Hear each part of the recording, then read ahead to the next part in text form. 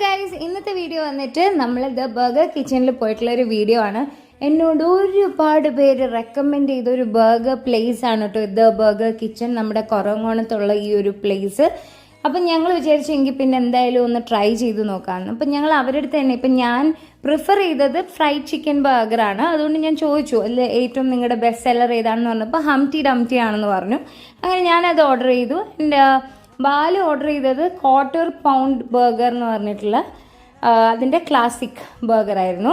Single പാറ്റിയാണ് ഞങ്ങൾ രണ്ടുപേരും order ചെയ്തത്. നിങ്ങൾക്ക് സിംഗിൾ പാറ്റി ഉണ്ട്, ഡബിൾ പാറ്റി ഉണ്ട്, ട്രിപ്പിൾ പാറ്റി ഉണ്ട്. സിംഗിൾ പാറ്റി തന്നെ ദൈവമേ നിറഞ്ഞു പോയി വയറ്.